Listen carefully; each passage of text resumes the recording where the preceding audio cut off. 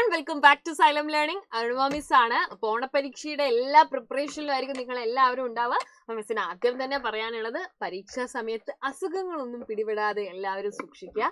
നമുക്ക് ഏറ്റവും കൂടുതൽ പഠിക്കാനുള്ള നമ്മുടെ ബേസിക് സയൻസിലെ ഒരു ചാപ്റ്റർ ആണ് നമ്മുടെ വ്യാധികൾ പടരാതിരിക്കുക അല്ലേ, away from disease.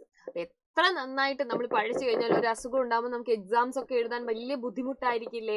യെസ്, അപ്പോൾ ഈ വ്യാധികളെ കുറിച്ചും കൂടെ കുറച്ച് കാര്യങ്ങൾ നമുക്ക് പഠിക്കേണ്ടതുണ്ട്. അപ്പൊ ഇന്ന് പ്രധാനമായിട്ടും ടീച്ചർ നിങ്ങൾക്ക് പറഞ്ഞു തരാൻ വേണ്ടി പോകുന്നത് രോഗാണുക്കളെ കുറിച്ചൊക്കെയാണ്.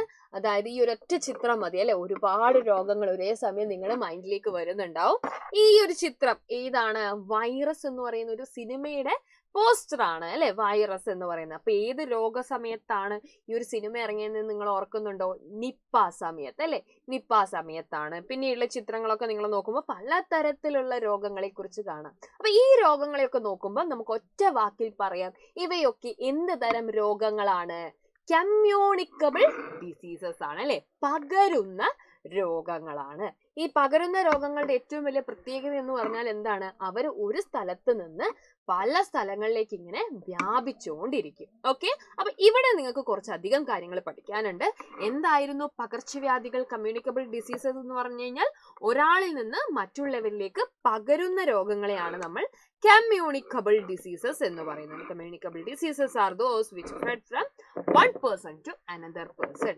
എങ്കിൽ എന്താണ് പാൻഡമിക്, മഹാമാരികൾ എന്ന് പറഞ്ഞാൽ എന്താണ് ചോദിക്കും കേട്ടോ. പകർച്ചവ്യാധികൾ മറ്റു രാജ്യങ്ങളിലേക്കോ ഭൂഖണ്ഡങ്ങളിലേക്കോ വ്യാപിക്കുകയും നിരവധി ആളുകൾക്ക് അല്ലെ ഒരേ സമയം ഈ രോഗം പിടിവിട്ട് അവര് മരണപ്പെടാനും കാരണമാവുകയാണെങ്കിൽ അത്തരം രോഗങ്ങളെയാണ് നമ്മൾ പാൻഡമിക് എന്ന് പറയുന്നത്.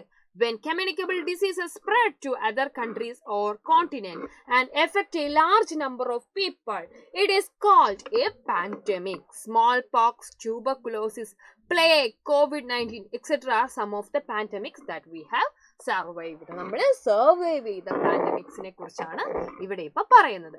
അപ്പൊ നമ്മൾ ഈ പാൻഡമിക്സിനെ കുറിച്ച് പറയുമ്പോൾ തന്നെ നമ്മൾ ഓർക്കേണ്ട ഒരു കാര്യമാണ് പാത്തോജൻസ് എന്നുള്ള വേർഡ്. എന്താണ് ഈ പാത്തോജൻസ് അഥവാ രോഗകാരികൾ എന്ന് പറയുന്നത്? പാത്തോജൻസ് എന്നുള്ള വാക്കിന് നമുക്ക് ഒറ്റ വാക്കിൽ ഇംഗ്ലീഷിൽ എന്ത് പറയാം?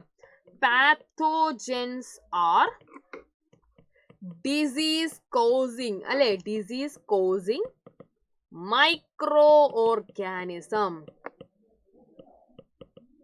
ഡിസീസ് കോസിങ് മൈക്രോ ഓർഗാനിസം, രോഗങ്ങൾ പരത്താൻ കഴിയുന്ന സൂക്ഷ്മ ജീവികളെയാണ് നമ്മൾ പാത്തോജൻസ് എന്ന് പറയുന്നത്. ഏതൊക്കെ പാത്തോജൻസിനെ നമുക്കറിയാം? ബാക്ടീരിയ, ഫംഗസ്, അമീബ, വൈറസ്, ഇതൊക്കെ എന്താണ്? പാത്തോജൻസ് ആണ് അല്ലെ. യെസ്, അപ്പൊ നിങ്ങൾ ഈ പാത്തോജൻസ് എന്നുള്ളത് പഠിച്ചു വെക്കണം. Most communicable diseases are caused by micro organisms like bacteria, viruses and fungus that cannot be seen by the naked eye. അപ്പൊ നമുക്ക് ഇവരെ കണ്ണുകൊണ്ട് കാണാൻ പറ്റില്ല.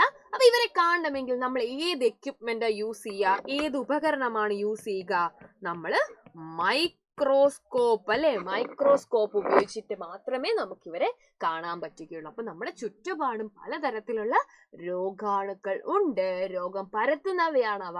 ഇതൊന്നും നിങ്ങൾ മറക്കരുത്. അപ്പൊ മിക്ക കുട്ടികൾക്കും ഡൗട്ട് ഉള്ള ഒരു ക്വസ്റ്റ്യൻ ആണ്, എന്താണ് മിസ്സേ പാത്തോജൻ അല്ലെ, എന്താണ് മിസ്സേ രോഗാണുക്കൾ? അപ്പൊ രോഗാണുക്കൾ എന്ന് പറഞ്ഞു കഴിഞ്ഞാൽ അവര് കുഞ്ഞു ഓർഗാനിസം ആണ്, നമ്മുടെ കണ്ണിലിട്ടാൽ പോലും കാണാൻ പറ്റാത്ത ഓർഗാനിസംസ് ആണ്. ആകെ അവരെ കാണണമെങ്കിൽ നമുക്ക് മൈക്രോ ഓർഗാനിസംസിനെ കാണണമെങ്കിൽ മൈക്രോസ്കോപ്പ് ഉപയോഗിച്ചാലേ നടക്കുകയുള്ളൂ എന്നുള്ള കാര്യം ഓർത്തു വെക്കുക.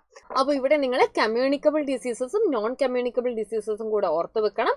അതായത് പകരുന്ന രോഗങ്ങളും പകരാത്ത രോഗങ്ങളും. ഈ ടേബിൾ പലപ്പോഴും ചോദിച്ചിട്ടുണ്ട്. കമ്മ്യൂണിക്കബിൾ ഡിസീസസ് എന്ന് പറഞ്ഞാൽ പകരുന്ന രോഗങ്ങളാണ്, നോൺ കമ്മ്യൂണിക്കബിൾ എന്ന് വെച്ചാൽ പകരാത്ത രോഗങ്ങളാണ്. Dengue fever, jaundice, Nipah, COVID-19 ഇതൊക്കെ പകരുന്ന രോഗങ്ങളല്ലേ. നോൺ കമ്മ്യൂണിക്കബിളിൽ നമുക്ക് ഡയബറ്റീസ്, ക്യാൻസർ, ഹൃദ്രോഗം ഇതൊക്കെ എഴുതാൻ പറ്റും കേട്ടോ. അപ്പൊ എല്ലാവരും ഈ ഒരു കാര്യങ്ങൾ കൃത്യമായിട്ട് ഓർത്ത് വെക്കുക. എൻ്റെ എല്ലാ കുട്ടികൾക്കും all the very best. Exam ഒക്കെ അടിപൊളിയായിട്ട് എഴുതാം കേട്ടോ. ബൈ.